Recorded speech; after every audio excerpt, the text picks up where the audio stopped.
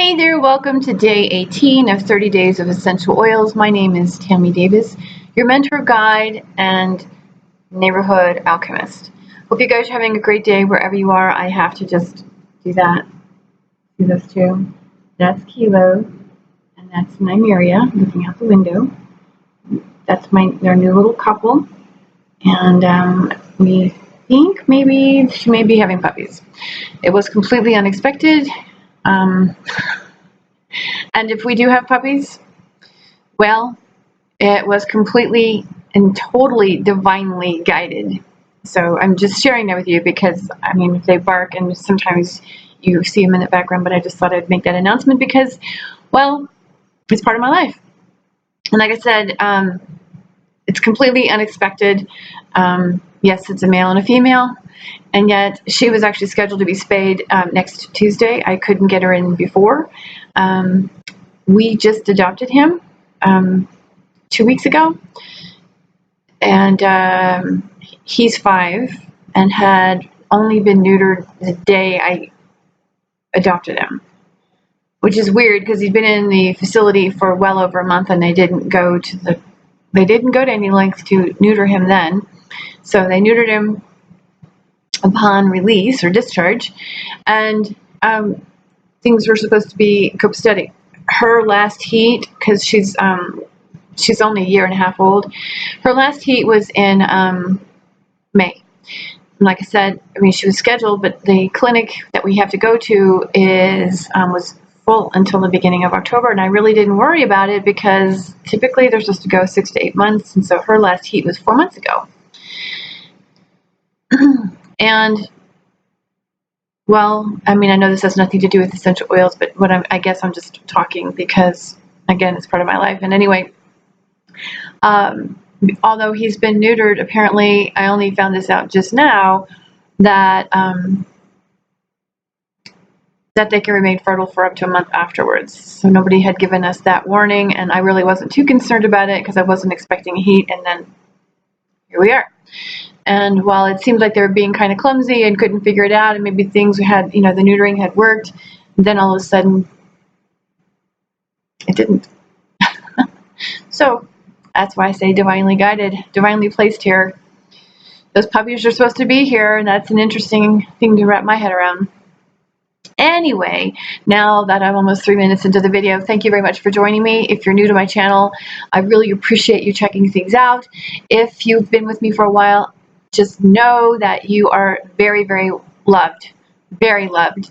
And I've kind of been fumbling around with this series just because, well, there's just a lot of stuff going on in my world, and I'm trying to get back into this and try to make sense of everything for myself. And I know that sounds strange, but after 30 years of experience, and I don't operate under the mainstream mindset of essential oils, and so I don't share that here. That's really important. What I'm providing here in these videos is basically ways that I've used the oils and how I've made sense of what they're actually doing in the system. There's not a lot of research to back up what oils can do in the system, primarily because they're 100% active and a human being is 100% organic. And how the two organic natures work together is completely unpredictable. Now, they can go and study plant constituents, which what they're doing, and that's what I pay attention to, is the mechanism of action of the plant constituent as it relates to human health and drug development. However, that does not give us a firm answer as to how it's going to affect everybody. And so that's really my biggest issue with any of the oils, is that it's completely unpredictable. So what I do is I share with you, again, how I've used them and how I've applied them. I've been doing this for 30 years, and it has been a process, an evolution, if you will, to away from the mainstream mindset with regards to the oils. Yes, they are generally regarded as safe. However, natural does not always mean safe, and especially when you're combining them with medications and so many other chemicals that we have in the world. So understanding all of that and really paying attention to what your system is doing is what my focus is. Because at that point, then we can really hone in on what's best for you. That said, each of these is being followed up with a blog, slowly, but I'm getting there, because in the blogs I get more specific with regards to the constituents. Now today, I may say more about the constituents than I normally do in videos, just because the oil today is Hyssop. The variety is decumbens. It's generally regarded as safe, even for children. However, it does contain thujone. And it also has another one called pinocampone. So these are all serious ketones. This is the word I'm looking for. They're ketones. And while ketones are very mucolytic and they have the ability to kind of break things down and flush the system, no, they don't really flush the system, but they have the ability to break things down. The fact that this oil contains thujone, and it's interesting, if you read the literature on it, it also contains 1,8-cyanol in it, which is a sedative. So you don't ever want to use this particular oil with, if you're taking sleep medications, or if you are taking any sort of CNS depressant. This is the word I was looking for, or the phrase I was looking for. So that's going to be primarily your sleep medications or strong, heavy, and anti-anxiety medications. The thing about oils is that while some of them have very distinct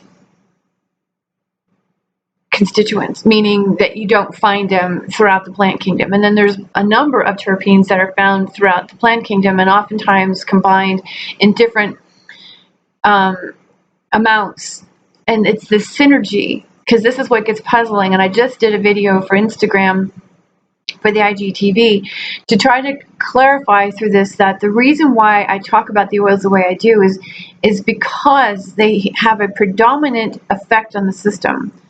That's what we can get. We're guaranteed with that, pretty much. There's a predominant, and now how it plays out in the individual really depends on the epigenome.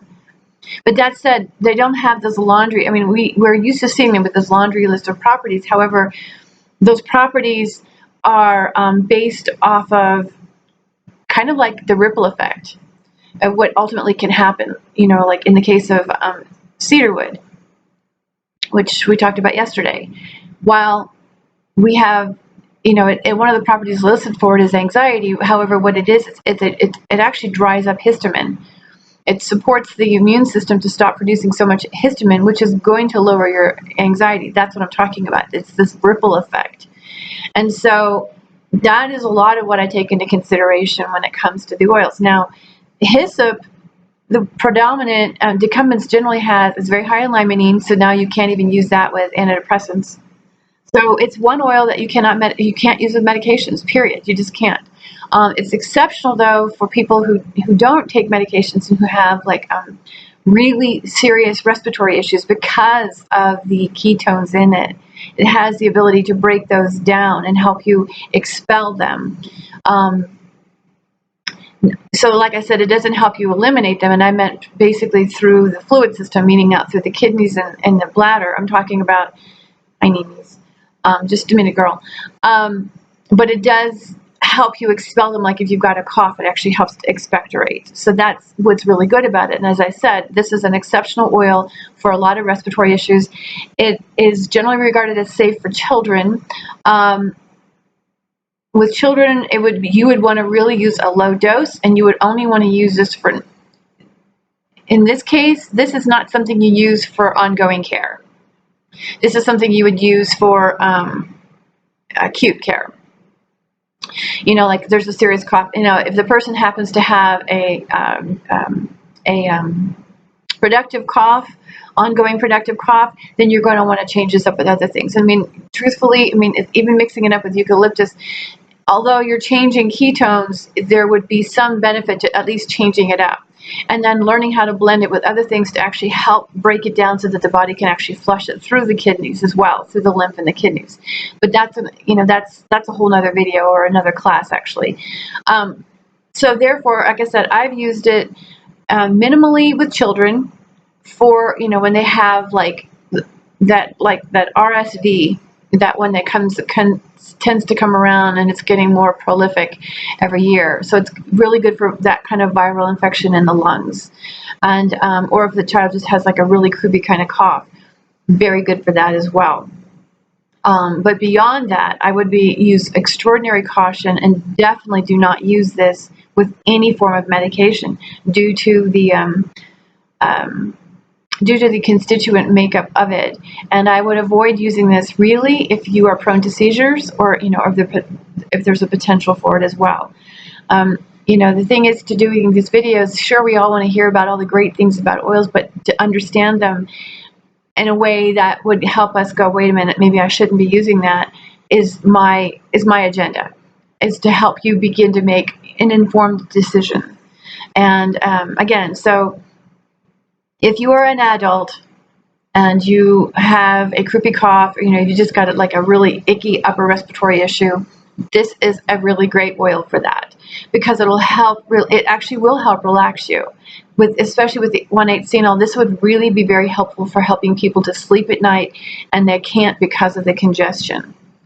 But you don't want to mix it with other medications, and you don't want to mix it with melatonin either. So if you can, again, if you're not taking medications, then you can combine this with a couple of other oils that will actually help you to sleep, and this will help keep you clear. And this will actually help keep your child clear. Definitely use a humidifier if necessary, but you can even put this on them, and it will really help them especially with this coming cold and flu season. All right, so I just want to thank you and let you know that if you have any questions about this, let me know for sure. I invite you to sign up for my newsletter, as well as possibly join Aromatherapy as a Lifestyle in the Facebook group. Those links are in the box below. And that's where I'm going to leave it. So just to sum it all up, no medications. Don't use it if you're prone to seizures. Don't use it for more than a week at a time because of the ketone content. But if you have a child, or you yourself are struggling with a croupy cough or upper respiratory congestion, and you're having a hard time sleeping, this is your oil. All right, you guys, until tomorrow.